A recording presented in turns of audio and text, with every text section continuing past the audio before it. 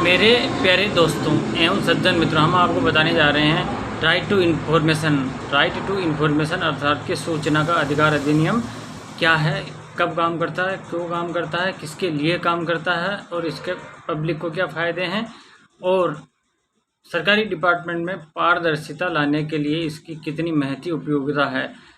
तो केंद्र सरकार, राज्य सरकार, सरकारी विभाग, सरकारी स्कूल, कॉलेज, नगर पालिका, पंचायत, सरकारी बैंक, रेलवे, पीएमओ, मुख्यमंत्री कार्यालय, थाना, कचहरी, अस्पताल आदि आरटीआई के अंतर्गत आते हैं।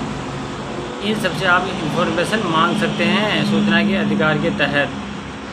केवल निजी संस्थान आरटीआई के दायरे में नहीं आते हैं जब तक उन्हें सरकारी सहायता नहीं मिलती। अगर निजी संस्थान कोई भी हो, उनको सरकारी सहायता अगर मिल रही है तो वो भी आरटीआई के दायरे में आते हैं।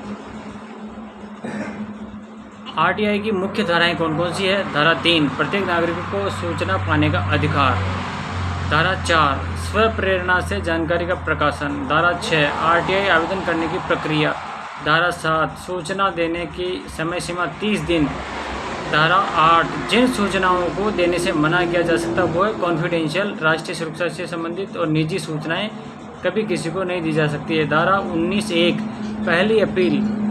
धारा 19(3) दूसरी अपील। और धारा 20 सूचना न देने पर दंड का भी प्रावधान है। दंड में क्या है? 250 रुपये प्रतिदिन तक, अधिकतम 25,000 होने तक।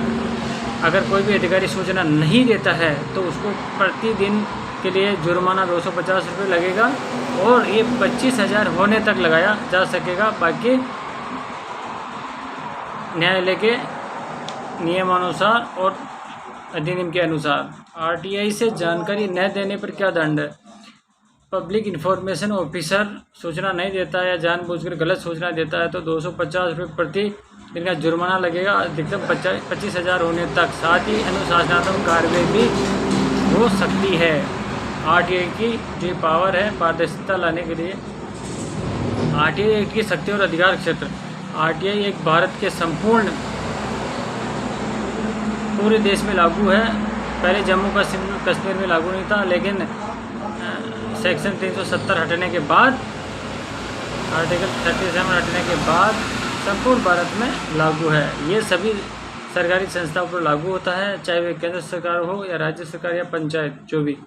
आरटीआई की अपील कहाँ की जाती है? आरटीआई की फर्स्ट अपील आरटीआई जवाब न मिलने या अधूरी जानकारी मिलने पर 30 दिनों के भीतर संबंधित वरिष्ठ अधिकारी के पास।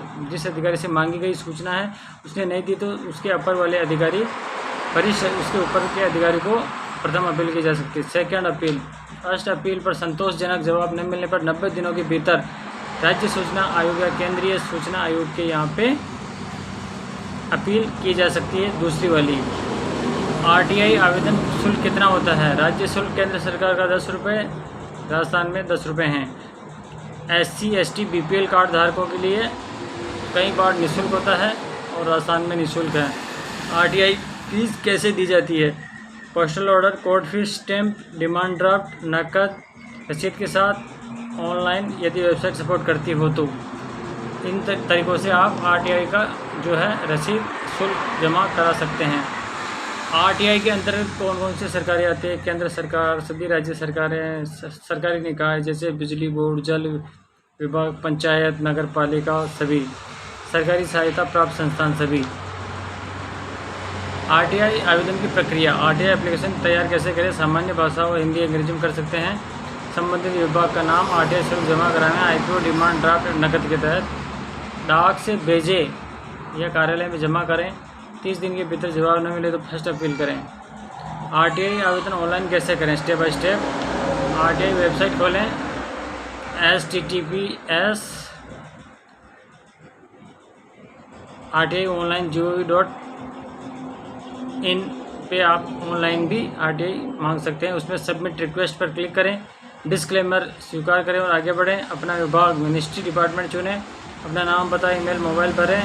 अपना आरटीआई प्रश्न लिखें, शॉर्ट और स्पेसिफिक। फीस भुगतान करें, आवेदन सबमिट करें। रेफरेंस नंबर मिलेगा, ईमेल या वेबसाइट 30 दिनों में जवाब प्राप्त कर सकते हैं।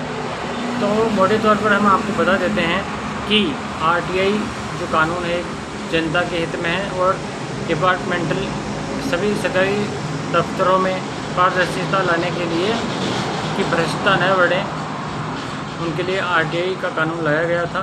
और RTI में सूचना चाहने पर अधिकारी अगर सूचना नहीं देते हैं तो प्रतिदिन 250 रुपये का जुर्माना लगातार जुड़ता जाएगा जब तक कि 25,000 रुपये न हो जाएं। थैंक यू दोस्तों, बने रहे हमारे साथ, सब्सक्राइब करना ना भूलें। आपका प्यार हमें कमेंट बॉक्स में मिलता रहे। Thank you very much.